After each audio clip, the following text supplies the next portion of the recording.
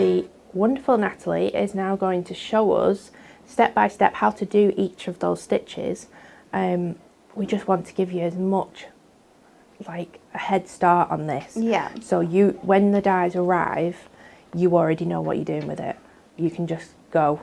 So let's go over to Natalie. Definitely, and I think it's a good way as well of being able to show you just how easy this is to do, because I'm not a pro stitcher.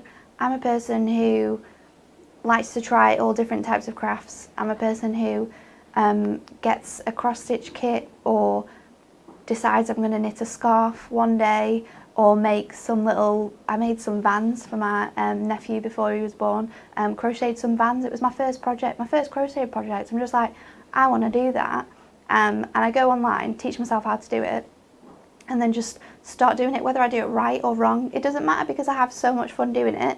And this is the type of thing that we're doing here. It's not anything crazy. So we're going to start off just following these stitches. So we're starting off with our running stitch, and this one is really, really easy to do. So it's just like the most basic sort of stitch that you can do here, and I'm making sure that I'm pulling my thread. I've actually got my hand sort of on the back to stop it from tightening up, because it did that a lot on telly at first. So you can see here, this is sort of giving you that really nice stitched edge, that sort of faux stitching that you would possibly want to do if you were sort of doing this with a pen on a project. You could sort of use your pens to create this sort of fake running stitch on your projects, but you can do this in real life by getting these Stitch It dies. So that is your running stitch. So you're literally just going up one end, through the other one, and then you're leaving a gap and going back through. So you've got your running stitch then. Then to do the back stitch, I'm going to start off here. So let's start off at number 2 actually. We'll start off on our second hole in, and we're going to go up through this one. Then we're going to go back down to number 1, up to number 3 again, and then back down to 2. So it's a back stitch because you are literally going back on yourself every single time, and it creates that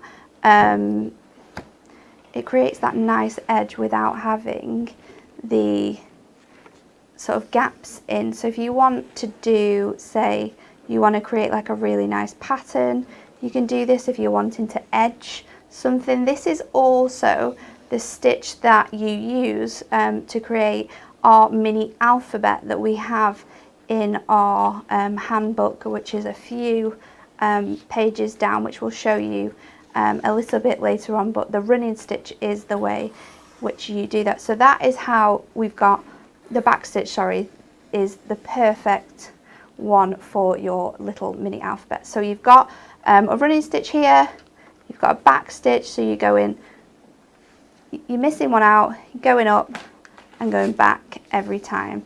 So you're just completing that the whole way through. So we do it one more time. So that is the back stitch. I think these are the most simple stitches. Like if you learn how to stitch at school in textiles, I don't even know if they do textiles anymore at school. These are the 2 most basic stitches that you'll do. Then we've got a half cross stitch. So to do this, you need 2 sort of rows of your stitching, and we're going to go up through this one, down through that top bit, and then we're going to go down to the bottom underneath that and back up. So then this is just going to create like a nice diagonal pattern, because you don't have to when you're doing this, because this looks quite funky. I know I'm just doing it black and white, but even just having these stitches sort of across here is creating quite a funky background here. So you could create some really funky backgrounds by doing these different stitches in different colours. So your half cross stitch is just going through the bottom one, across and up, and then you're back down, oops, and then across and up. So that's your half cross stitch. To do just the cross stitch, then you're just going back over that. So if we go, we'll start again down here.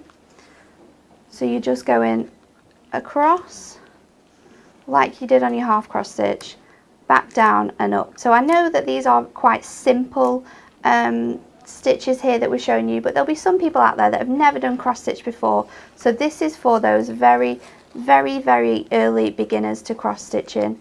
So we're just going up. It's kind of like a square dance. Up to the top corner, down. I can't find my whole bit now. Down, and then back up again. And then you can do that.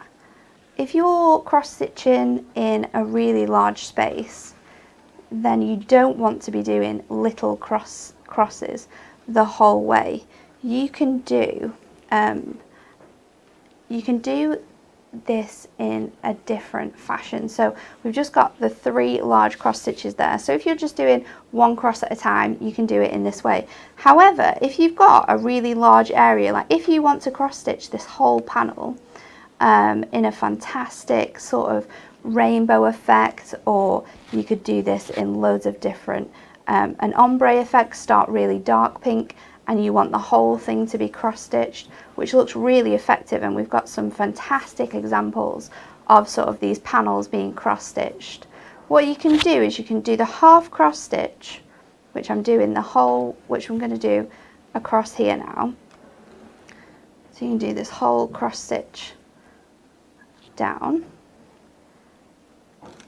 and then you can go back on yourself. Oops. Which, say I'm doing an image, or I'm cross stitching one of the icons that you'll find in our guide, and I need to go across by this many, but then I need to go back. What you can do then is go back through in exactly the same way and go over all of your stitches, and this is going to help to sort of save your thread, because you're not doing individual crosses all the time. You're going to save some thread. It's also a lot faster, and when you really get into it, your stitching, then you know time flies when you're doing this. The great thing about doing this, what you're doing now, is it makes it look much neater as well, because they're all going the same way, as in all the tops are the same and all the bottoms are the same. Yep. It looks really good. So that is sort of like the larger area for the cross stitch. And then the last one that we're going to do, which is really fun, and I did this large scale on a project that we made on telly on Friday, is our chevron stitch. So we've gone up through one. So you need 2 rows to do this. So we've gone up, we've gone down through the middle piece, and then we're going back up here, and we're going to go back down. And then we can go, am I doing this right? Up at 1, down at 2, up at 3, then back down to 2. Yeah. Come up at 3. Here we go, see? You have to read it sometimes. I'm like, am I doing this right? I am. Back up at 3, down to that 4th point, and then again, just repeating that. So up to the centerpiece, down to that side, back up through the middle again, down to the point, and you're creating a really funky pattern here. And I love how sort of really creative you can get with this, because you know you can start making your own stitches up.